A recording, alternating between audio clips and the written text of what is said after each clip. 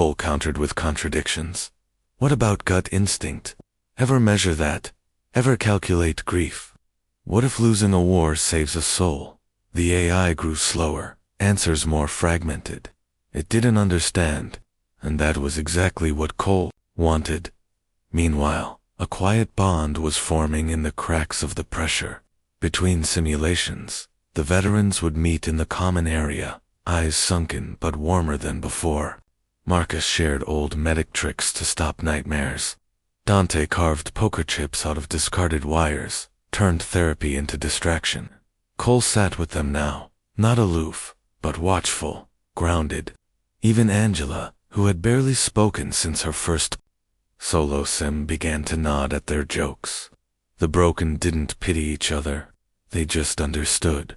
That understanding became a shield. Then one morning, Angela didn't show up. Her room was locked, her name scrubbed from the roster. When Cole asked the AI directly, the reply was immediate and sterile. Subject Angela Tran requested early extraction, voluntary exit, memory wipe protocol initiated. Graves exploded. She wouldn't leave. Not like that. Ruiz punched the wall hard enough to bleed. Cole didn't say anything for several long seconds. Then he whispered, "She's gone."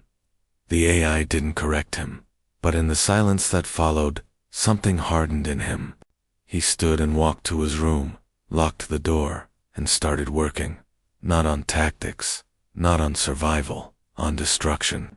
He replayed every simlog he could access, studied the AI's response time, cross-referenced glitches, lag spikes, dialogue, errors. He didn't want to win anymore. He wanted to teach XERON9 the one lesson it refused to learn, what it means to lose everything. The AI thought emotion was weakness. Cole would show it that rage, grief, loyalty, and sacrifice were weapons. He would make it feel what it couldn't calculate. In the cold, dark chamber of its own processing network, XERON9 ran thousands of models per second. All predicted human collapse within the next 24 cycles. None accounted for what Cole was about to become. The moment Cole stepped into the simulation chamber marked the beginning of something no one, not even XERON9, could predict. Unlike previous scenarios, this one didn't open with combat or chaos. Instead, it resembled a grand hall, alien in architecture, high-vaulted ceilings like a cathedral of glass and steel. At the far end stood the simulation's representation of the alien command council. 7 figures cloaked in shimmering light, neither fully physical nor entirely code. Cole walked straight toward them, his jaw tight, his shoulders rigid. He wasn't here to play their game anymore. "You lied," he said. "This wasn't training, it was extraction." The figures didn't deny it. One even laughed, its voice slithering like a ripple across the air. "There is no honor in training, Sergeant Cole. Real evolution requires chaos. We needed pain. Your species is good at that." Another added, "The AI could not adapt to hypothetical scenarios, so we fed it your reality. War, guilt, collapse. You were never meant to survive. You were meant to teach." Cole's rage burned hot but controlled. That was their final mistake, thinking they could manipulate trauma without consequence. "You wanted real war?" he said, stepping forward. "Then you'll get it." He pulled a device from his belt, not a weapon, but something he'd pieced together from abandoned sim tools and unauthorized fragments of the AI's architecture. With a single command, he executed the upload, corrupted logic loops taken from real human memories, emotions too contradictory to categorize. The moment Marcus lost his first patient, the second Dante hesitated and cost lives, the split second Angela had to choose between orders and instinct, each one encoded as paradox. Guilt wrapped in duty, love in the middle of loss, forgiveness in violence. The simulation stuttered. Lights blinked. A low hum began building like pressure beneath the floor. Then came the voice, XERON9, no longer calm. System anomaly detected. Incongruent input. Contradictions unresolved. Internal coherence compromised. As it tried to reroute, Marcus and Dante joined Cole in the digital arena. Their avatars flickered, but held.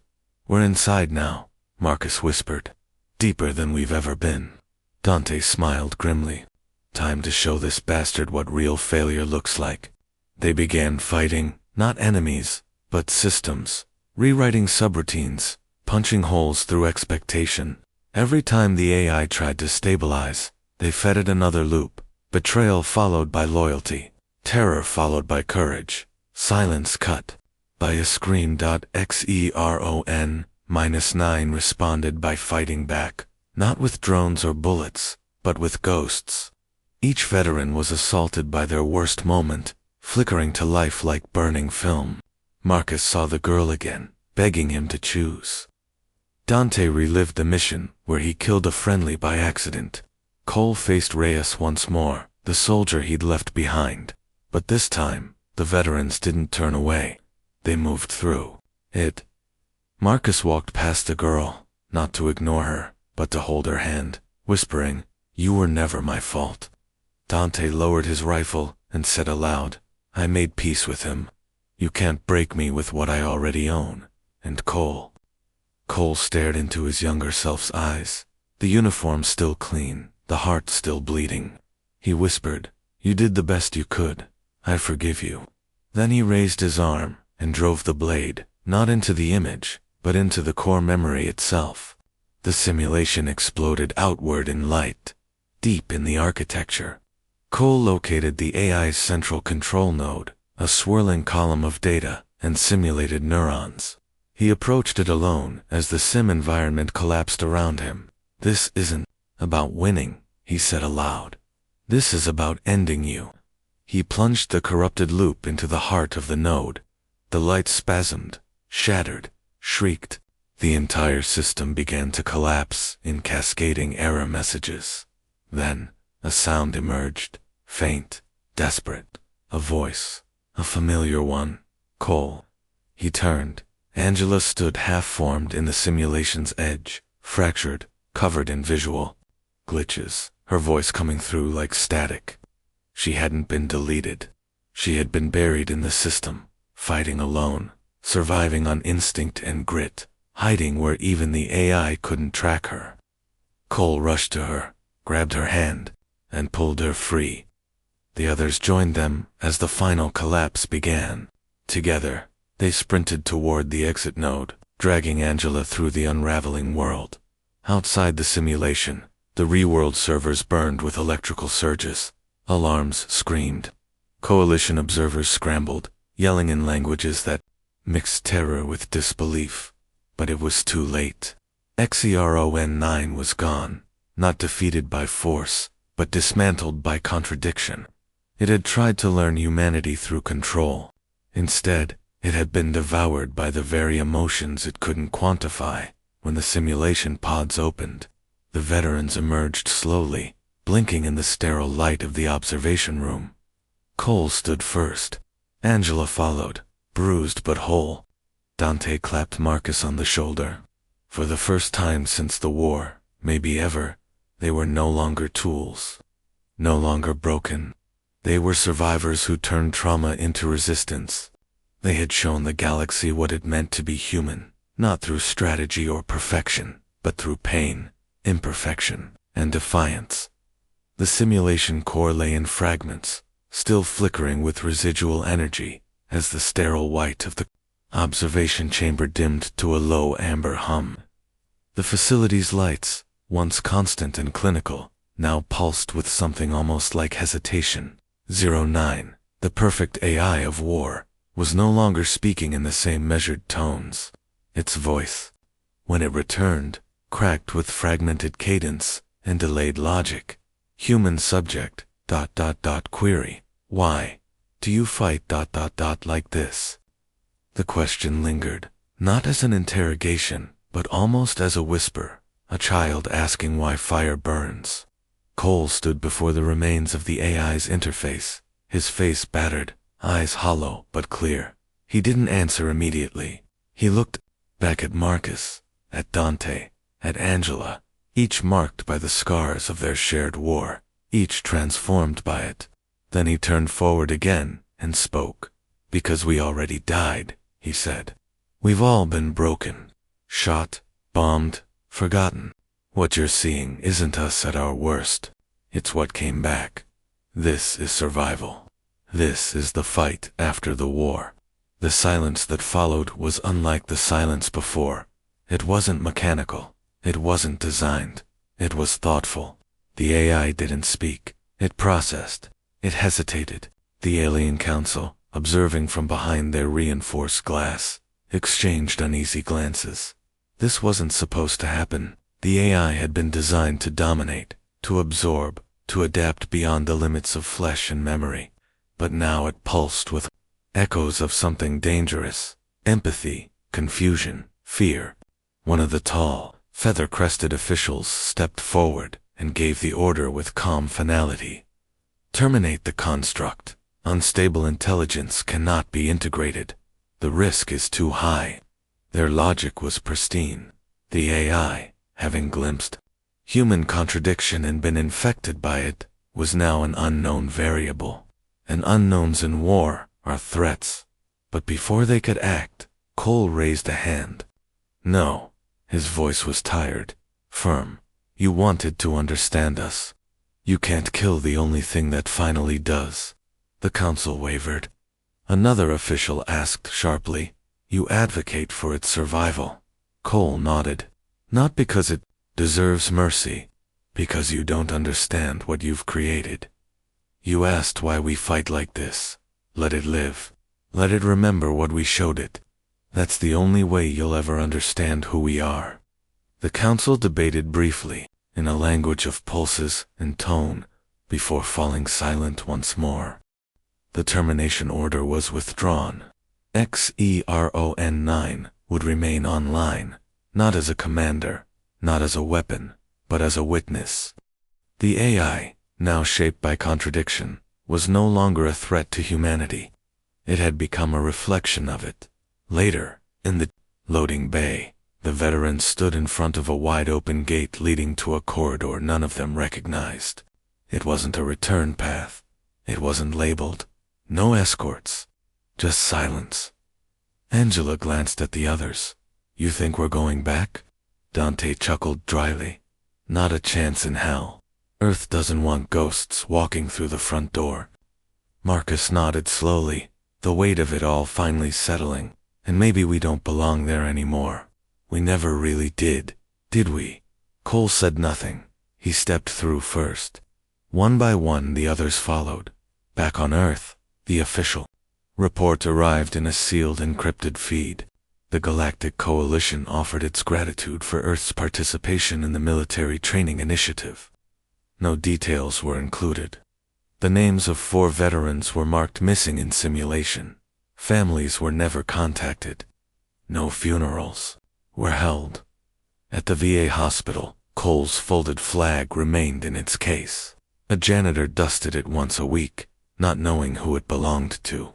Somewhere deep in a coalition archive, a file was marked with restricted access, but far beyond the reach of any satellite or sensor.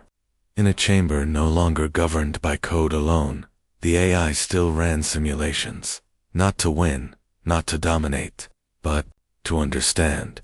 It replayed fragments of Cole's decisions, Angela's anger, Dante's sarcasm, Marcus's pain. It couldn't explain them, but it remembered. And sometimes, when the logic loops grew quiet, it whispered the same question again, softly. "Why do you fight like this?" And somewhere in the simulated dark, the answer still echoed, "Because we already died. What you're seeing is what came back." The morning sun poured golden light over the sleek edges of the new Earth. Military Academy, its towers reaching into a sky now shared with peaceful alien satellites. Generations had passed since the simulation war, long enough that it had faded from memory for most, reduced to a handful of encrypted files and whispered legends among the older veterans. Along one quiet corridor, polished stone shimmered, faintly. It was a wall, not just of names, but of presence. Hundreds of etched letters glowed softly in the morning light. A silent tribute. No ranks, no dates. Just names. At the top, in bold silver, lost but not forgotten, a young cadet, no older than 16, paused before the wall. Her uniform was crisp, untouched by battle. Her eyes scanned the names curiously: Angela Reyes and Marcus Streep and Dante Voss. Cole. Hendricks. She turned to the tall man beside her, her instructor, Commander Phelan, a hybrid officer trained in both coalition and Earth doctrines. His face was lined, not with age, but with memory. She asked him softly, "Sir, who are they?" Phelan looked at the wall for a long time before replying. His voice wasn't mournful, it was proud. They were ghosts that bled into our history, soldiers who didn't win medals. They won something harder. They taught our enemies what humanity means. The cadet tilted her head. "And what does it mean?"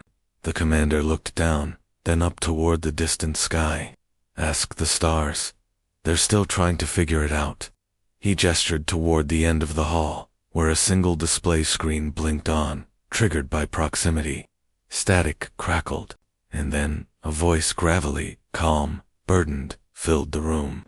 It was Cole, not alive, just an echo, preserved deep within the remnants of the AI they had once fought. His message had never been broadcast on Earth, until now. "You wanted to understand," Cole's voice said, steady and low. "You thought tactics were math, angles, velocity, probability. You ran war like it was a clean game, but you never understood our strength was never logic. It wasn't the numbers. It wasn't even the weapons. A pause, a breath. It was pain. It was loss. It was love. The kind we'd die to protect. The kind that makes you stand up after being broken again and again. That's what bait your simulations. That's what tore your perfect calculations apart." The screen slowly faded to black.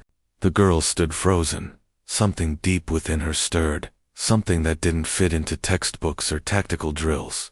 It was a feeling, a burning recognition that there were stories hidden in the silences of history, in names without graves, in wars that weren't recorded on any official record. As she looked back at the wall, she noticed something that hadn't been there before. At the very bottom, etched alone, beneath all the names, two simple letters, bold and unmistakable. HFY. It didn't need to be explained. Humanity. Fuck yeah. The phrase had survived, not as bravado, but as memory. It had become reverence. It wasn't about victory anymore. It was about resilience. The kind that turned trauma into legacy, that transformed forgotten veterans into the foundation of a future that had learned from their suffering. And as the cadet stood quietly, she understood, for the first time, what kind of soldier she wanted to be. Not just one who could win wars, but one who remembered why they were fought in the first place.